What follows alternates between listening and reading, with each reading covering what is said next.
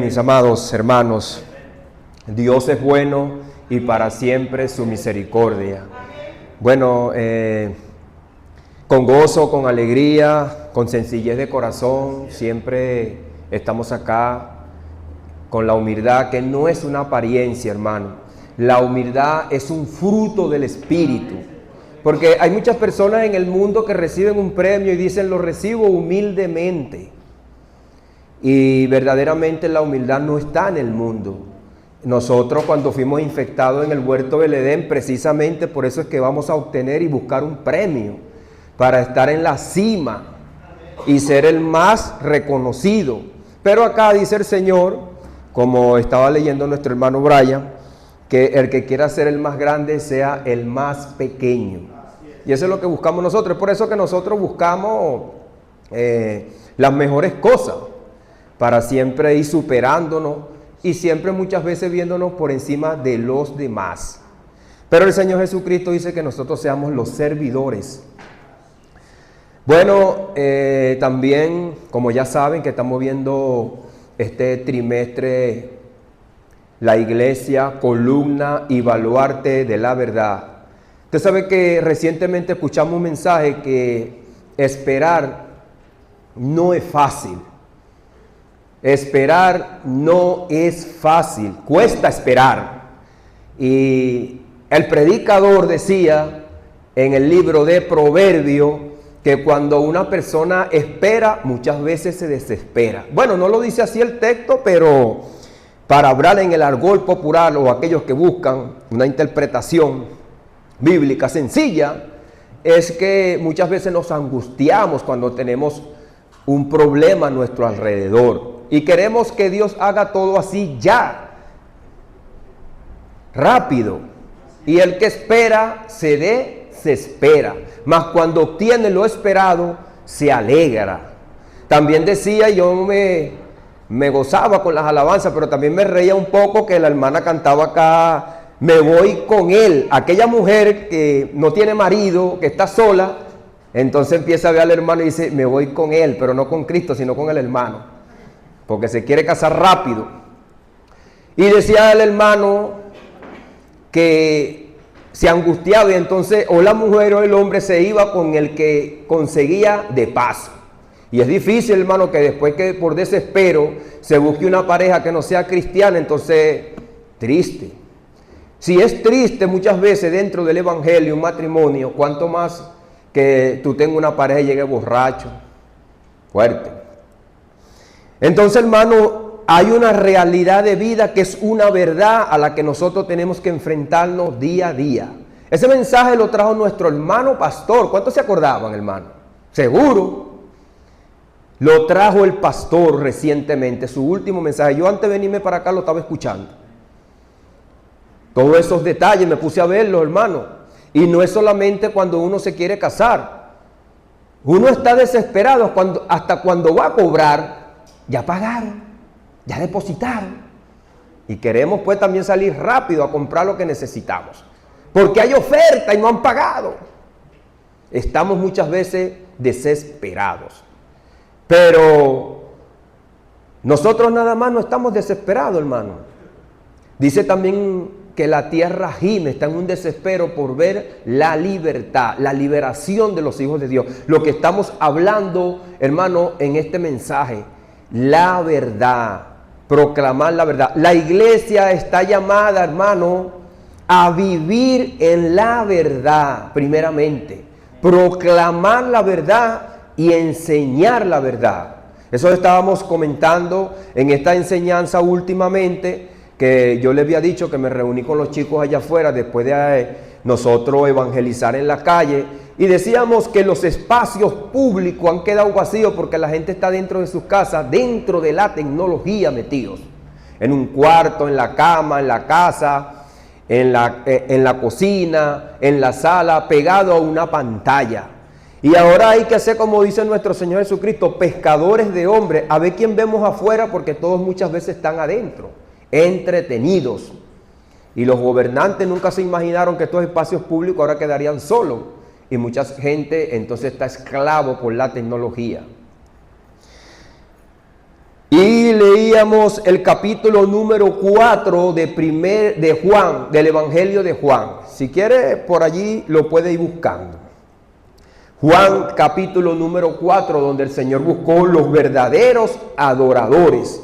Y es que muchas personas estaban esperando el Mesías.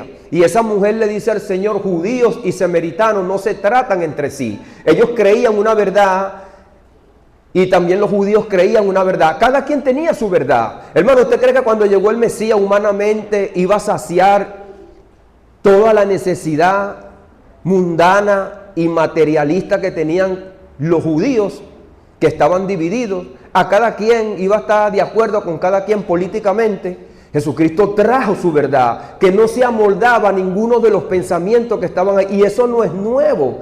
En Isaías el Señor dice, vuestros pensamientos no son mis pensamientos, ni sus caminos, vuestros caminos. Eso se vio una realidad cuando Jesucristo llegó. Los fariseos, los saduceos, los herodianos, los escribas, los celotes, toda esa gente tenía su realidad de vida. Y todos decían, esperemos que llegue el Mesías, porque pensaban que cada uno tenía su propia verdad. Cuando el Mesías llegue, usted va a ver que lo que yo le estoy diciendo es verdad. Y muchos de nosotros sí discutimos la palabra. De hecho, decimos, cuando tú te mueres y vayamos al cielo, tú vas a ver que lo que yo estoy explicando aquí es verdad. Es verdad. Y tú estás equivocado. Y Jesucristo me va a dar la razón a mí. Pero resulta que cuando llegó Jesucristo, hermano, todos esos grupos a una, se unieron para darle muerte a Cristo. A ninguno le concordó la verdad de Cristo. De hecho, dice que hasta sus mismos discípulos se lo dejaron porque no encajaban con su verdad. Entonces hablábamos acerca de Juan capítulo número 4, donde aquella mujer le dijo a nuestro Señor Jesucristo que judíos y samaritanos no se tratan entre sí, porque cada quien a su manera adoraba a Dios.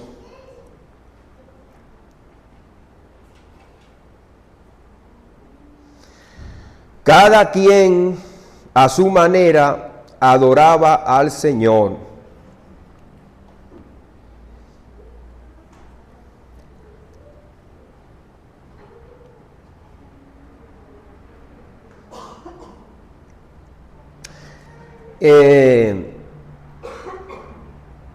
Esa parte viene de un trasfondo importante, porque ese es un pozo que se había comprado.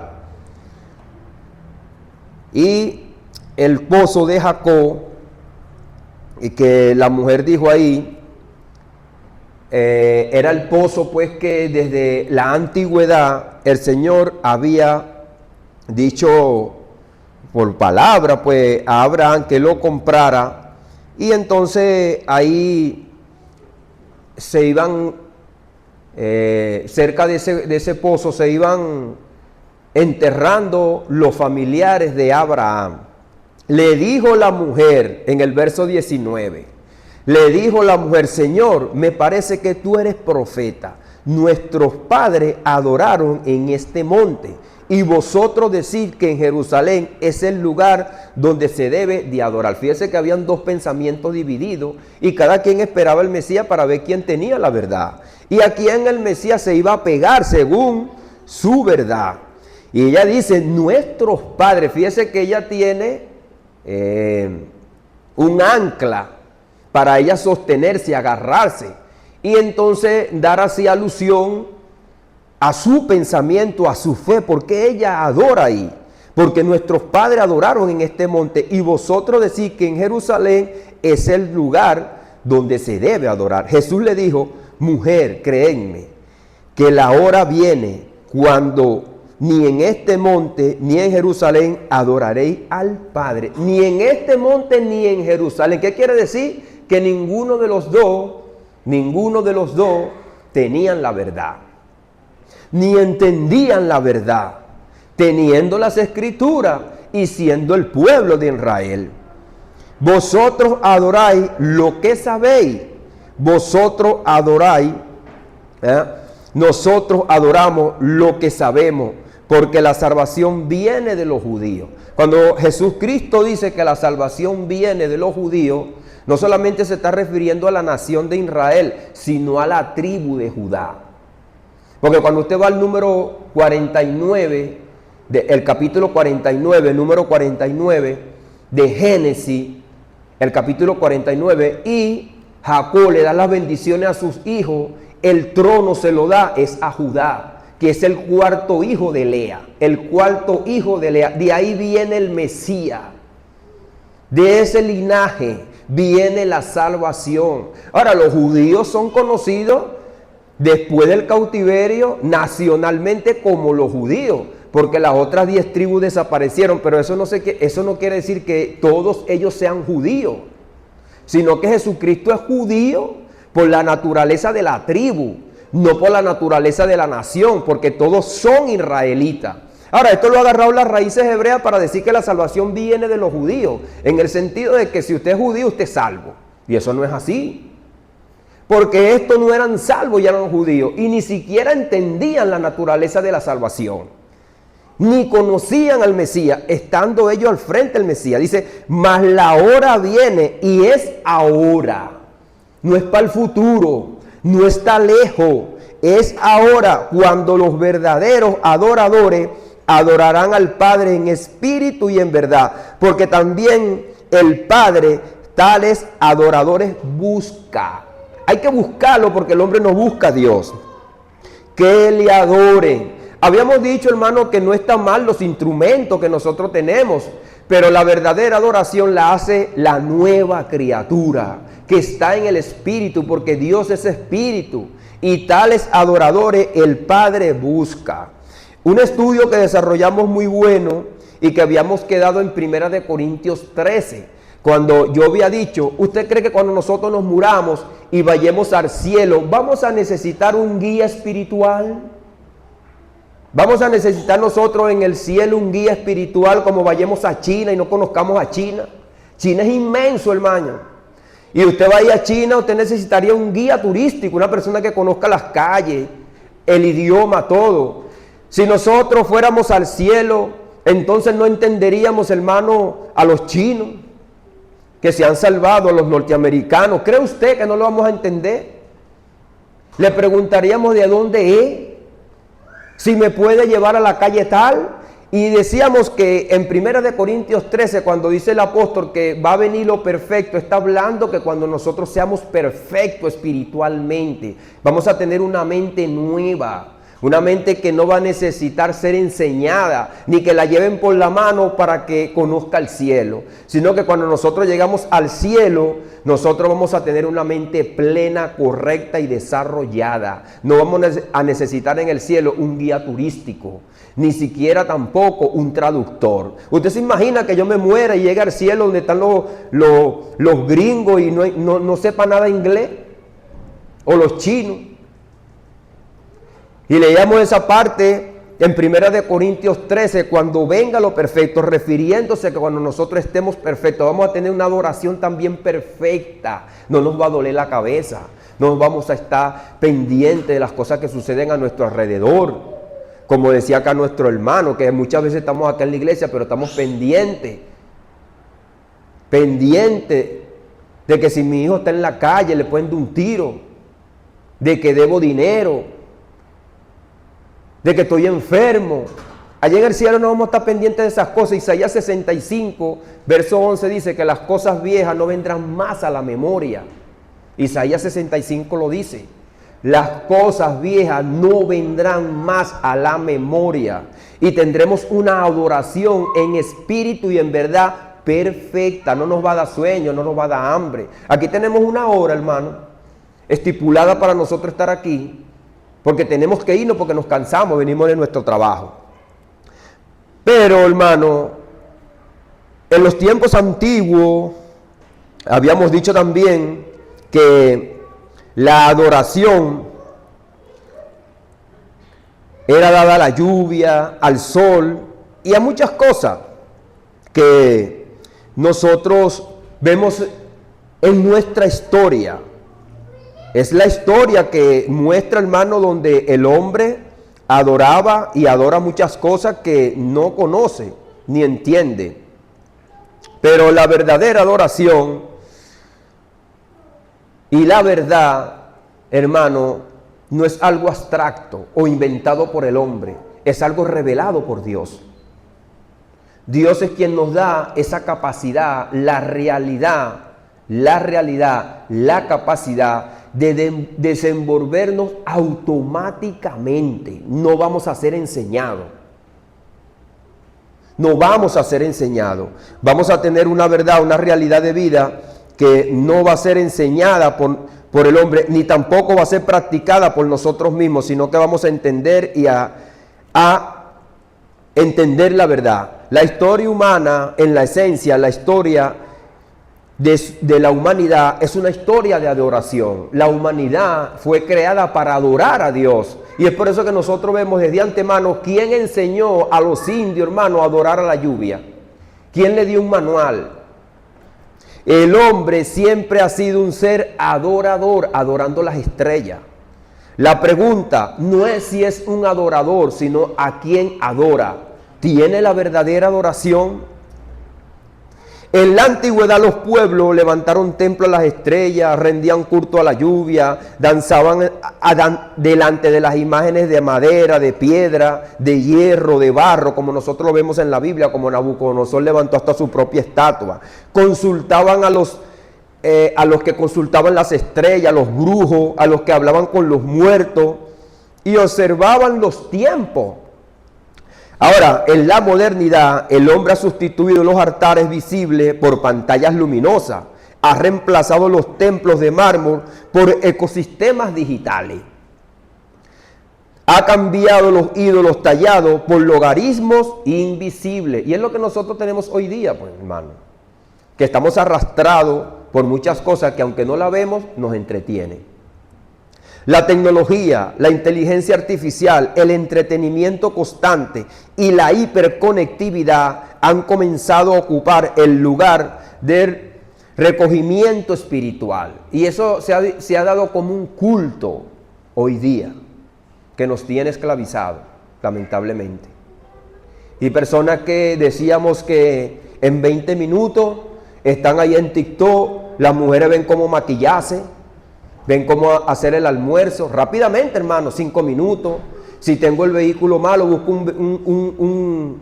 un video ahí, cómo yo sacar el carburador, cómo yo cambiar la rueda del carro, qué herramientas voy a usar, qué comida voy a hacer. Es fácil hoy en día. Y decía el comediante venezolano, el conde del Guásaro, cásate con tu condesa. La condesa pone una marca de lavadora. Y eso es una realidad que nosotros tenemos hoy día. Hay muchas personas solteras, hermano, porque resuelven la vida ahora con una lavadora, algo rápido, llego a la casa y todo lo hacen los aparatos. Y estamos esclavos en ecosistemas. Se han perdido los espacios públicos, como decía. Se ha debilitado el sentido comunitario. Ya la gente ni siquiera se reúne en las plazas, sino que están reunidas dentro de sus hogares con sus aparatos. Esa es la congregación nueva que nosotros tenemos hoy en día. Y la adoración ha sido reemplazada por el consumo y el placer inmediato. Queremos un mensaje rápido. No, hermano, un mensaje de 1 hora, me fastidio. Cuarto de hora que me predique, yo ahí estoy bien. Pero hoy, hermano, nadie quiere escuchar el mensaje de 1 hora, de 2 horas, porque se fastidia. Pero si le pusiéramos un termómetro espiritual, ¿cómo estaríamos, hermano? ¿Cómo estaríamos nosotros? Y yo también le comentaba, hermano, que hay un proverbio mundano también que dice que plátano maduro no vuelve a verde y el tiempo que se va no vuelve. Yo siempre, hermano, había vivido con un peso familiar, que muchas veces uno quiere vivir su vida como uno quiere. Y a veces, bueno, no es fácil. Y yo me entristecía porque yo de repente he perdido tiempo de esto, de aquello. Pero yo me regocijo también porque yo llevo más de 30 años predicando la palabra del Señor. Y me regocijo porque eso nadie me lo va a quitar. Las veces que fue a la playa, eso se va a perder. Que me comí una buena comida. Y si hubiera vivido una vida como yo pensaba vivirla, a la satisfacción, igual se va a perder. Pero el que hace la voluntad de Dios, esa es la lista que te va a permanecer para siempre. Y entonces cuando tú estés en el cielo, hermano, para acá no vas a volver a venir otra vez a hacer lo que tú tenías que hacer.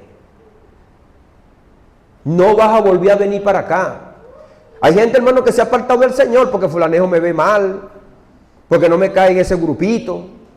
Y después por ese grupito perdiste tú servirle al Señor. Estás perdiendo tu recompensa.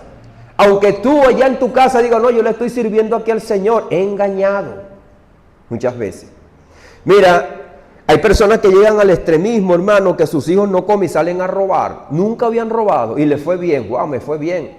Y él roba con una realidad. Señor, tú sabes, porque mis hijos están hambrientos. Y así después dura. Y ahí se va y tiene su mente cauterizada. Y él cree que no es un ladrón, sino que él está trabajando. Y muchos, los inconversos se persinan para ir a robar. Lo hacen, hermano. Señor, acompáñame hoy. Pero cuando caen preso, se le prende como una luz. Soy un ladrón. ¿Te diste cuenta? Así va a ser cuando nosotros estemos en el cielo. Perdí mi tiempo. Lo que Dios pudo hacer a través de ti no lo hizo porque tú no te moviste en fe. Porque, hermano, muchas veces, como le estamos comentando, pues estamos presos. La distorsión moderna y la tecnología automática y el placer, lo que también vimos ese punto.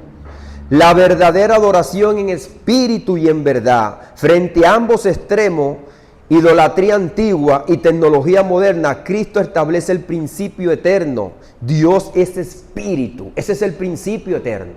Dios es espíritu. No es un ritual. No es un ritual. No es un patrón. No, hermano. Es una realidad en esencia. ¿Qué quiere decir eso? Natural. Nuestra naturaleza es de adorador. El adorador no es el que vende el CD y se pone una ropa y crea un ecosistema de vida, de moda. No, nosotros somos los verdaderos adoradores. Que adoramos al Señor en espíritu y en verdad.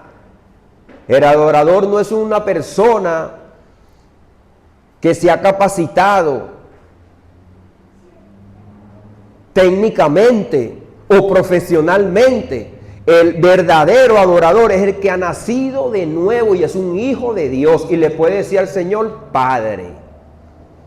Y vive en ese adorador, en esa adoración. Nuestro hermano Rodrigo también pasaba un mensaje donde hablaba de el capítulo número 12 de Romanos, donde decía que vuestro culto racional en la mente. Y es lo que la Escritura dice, amarás al Señor tu Dios con todo tu corazón y con toda tu mente. Y capítulo número 7 de Romanos también lo dice, que yo con la carne sirvo el pecado, pero con la mente sirvo a la ley de Dios. Y la iluminación de la salvación la da el Señor cuando nosotros somos iluminados y somos salvos. Pero muchas veces nosotros estamos en un trance donde Dios necesita iluminarnos también. Que nosotros no estamos haciendo la voluntad de Dios. Y Dios es espíritu. Y los que le adoran en espíritu y en verdad es necesario que le adoren. La verdad, hablábamos, en espíritu y en verdad. Nosotros fuimos hechos por la verdad, mediante la verdad, para la verdad y para vivir en esa verdad. Y Cristo es la verdad. No es un mero concepto. Él es la verdad, la realidad de vida. Y aquel verbo fue hecho carne y habitó entre nosotros, tabernaculizó entre nosotros. Nosotros somos los verdaderos adoradores, somos el tabernáculo. Lo que un tiempo fue una sombra, nosotros somos la realidad de vida. Lo que Israel presentaba como una sombra, Jesucristo dijo, yo soy la vid verdadera.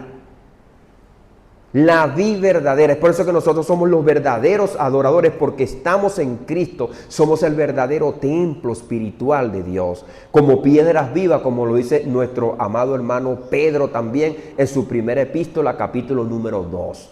Todos nos vamos añadiendo a este templo espiritual. Ahora el creyente es templo. ¿No sabéis que soy templo de Dios? Primera de Corintios 3:16. El hogar, el trabajo, la mente y la conducta son parte del estilo de vida del adorador, porque es su naturaleza, es su esencia. No es algo que aprendimos. No es algo que aprendimos. Como dice el Salmo, que cuando nosotros salgamos del cautiverio, nuestra boca se llenará de risa, nuestra lengua de alabanza. Es algo automático, nadie te lo enseñó. ¡Wow! Soy salvo.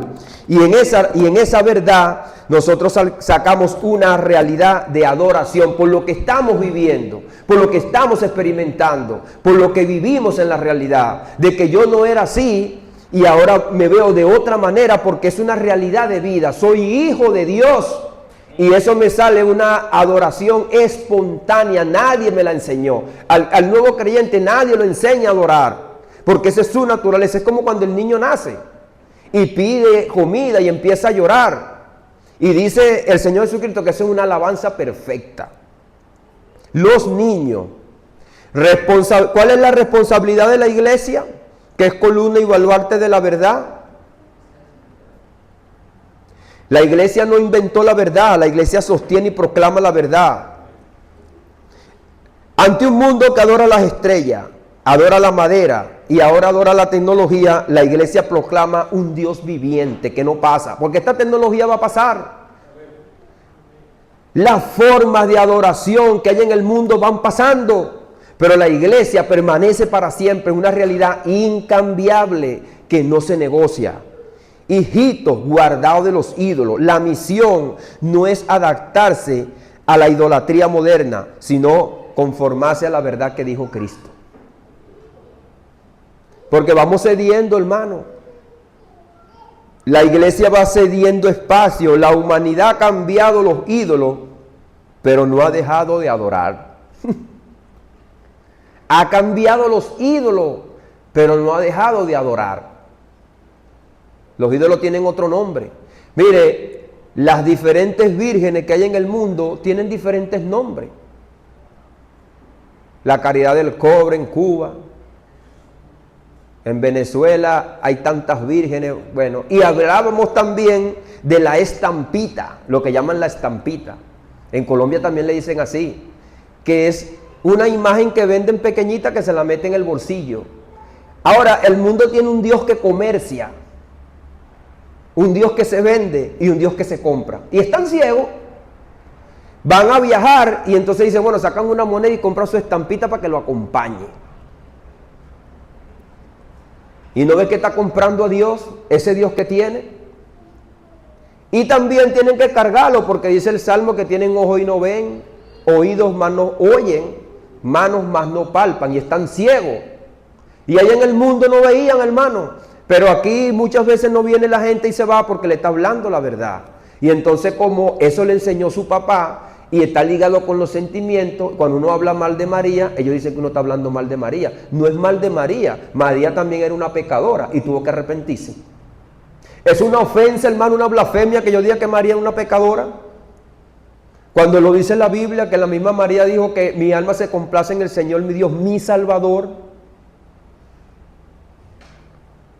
Pero hay gente que no quiere escuchar la verdad porque han sido enceguecidos por Satanás. Pero Dios, si tú estás entendiendo este mensaje, es porque Dios te ha hecho entender la verdad. Te ha iluminado tu vida. Y ya tú no estás incómodo, sino que tú te regocijas porque tú has entendido la verdad. La iglesia, como columna y baluarte de la verdad, posee la responsabilidad de sostener la única adoración que satisface el corazón humano. Ahí está claro. La única adoración que satisface el corazón humano. La adoración en el espíritu y en verdad, centrada en Cristo, porque Él es la verdad. centrada en Cristo. La verdadera adoración no es una evasión, ni un espectáculo, ni algo tecnológico. Es una vida rendida al Dios viviente, iluminada por la verdad, revelada y sostenida por el Espíritu Santo. Porque el Espíritu Santo es quien nos dio vida, hermano. El poder de Dios que radica y habita en nosotros, hermano, es quien nos sostiene a nosotros. En medio de las metrópolis modernas donde el hombre se moderniza, pero no encuentra sentido, la iglesia permanece como un testimonio vivo, visible, en adoración auténtica, no se programa. Nosotros no andamos programados, nosotros andamos por amor, porque amamos al Señor. Es algo espontáneo, natural, que queremos adorar y glorificar al Señor. También, hermano, tú tienes que medir tu vida si tú estás más con el hambre carnal o el gozo espiritual. ¿Estás tú más desesperado por irte de aquí? ¿O tú te vas de aquí y sigues con tu vida adoradora, con tu culto racional? O muchas veces estamos desesperados por ir a ver la serie, porque estamos esclavizados. Y por eso es que muchas iglesias hoy en día, hermano, no hacen vigilia. Es triste. Y nosotros, hermano, no nos damos cuenta de lo que somos porque no tenemos una mente cauterizada. Una mente cauterizada no es algo así como macabro, sino es cómoda, que se adapta y se amolda y se cree que está en la verdad. Fíjense que aquí en el mundo hoy en día están dos grupos, que esos dos grupos dice que el otro bando son los malos, la izquierda y la derecha, y cada quien tiene su verdad y nadie lo saca de ahí. Y ahí están los judíos y samaritanos, no se tratan entre sí. Pero no es mi verdad, es la verdad de Dios. No es tu verdad, es la verdad de Dios. Se vive en comunión con el Dios vivo y verdadero que tabernaculizó entre nosotros y ahora habita en medio de su pueblo y en su pueblo. Esta es una realidad, hermano. Y no seamos oidores olvidadizos, sino hacedores de la verdad. Y nosotros tenemos que reconocer, hermano, cuando nosotros verdaderamente no estamos haciendo la voluntad de Dios. Reconocerlo. Y esa es la verdad. Esa es la verdad. No es una falta de respeto, sino es una realidad de vida. ¿Estoy yo andando conforme a la verdad? ¿O no me importa si yo no le agrado a Dios? Bueno, ¿qué tal? Yo vivo mi vida. Después yo veo cómo me salvo.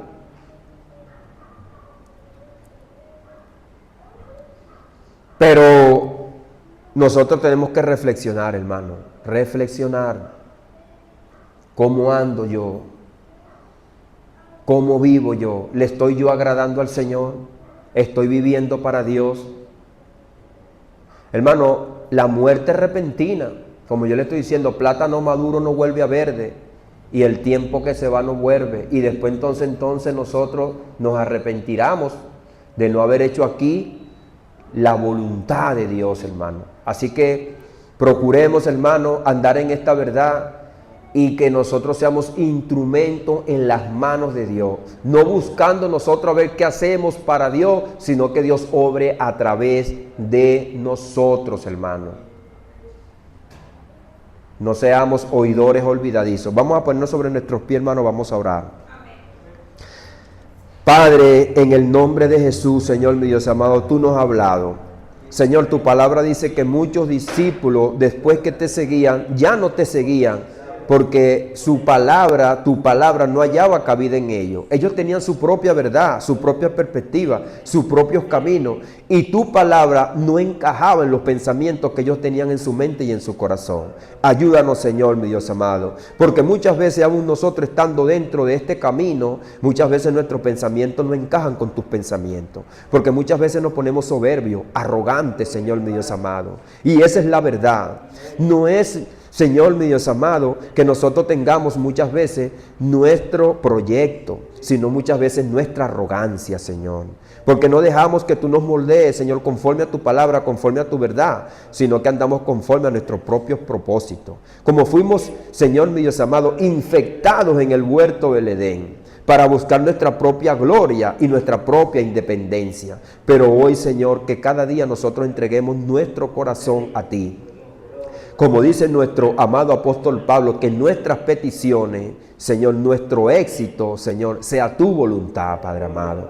Ayúdanos, Señor, ábrenos nuestros ojos, porque muchas veces la realidad es que hay áreas en nuestras vidas que muchas veces están oscuras, que no las sometemos, Señor, a tu voluntad y a tu verdad, sino que la entregamos al placer, Señor, mi Dios amado, y a nuestra autosuficiencia y complacencia, Padre amado. Ten misericordia, Señor, de nosotros, Padre amado, porque esto no se trata, Señor, mi Dios amado, de un patrón de vida o de un estilo de vida, sino una realidad natural, que somos tus hijos, Padre amado. Y esta es la realidad que Jesús nos dijo, que tú buscas los verdaderos adoradores que te adoren en espíritu y en verdad. Por eso te damos las gracias, Padre, en el poderoso nombre de Jesús. Amén y amén. Dios les bendiga, Dios les guarde, mis amados hermanos.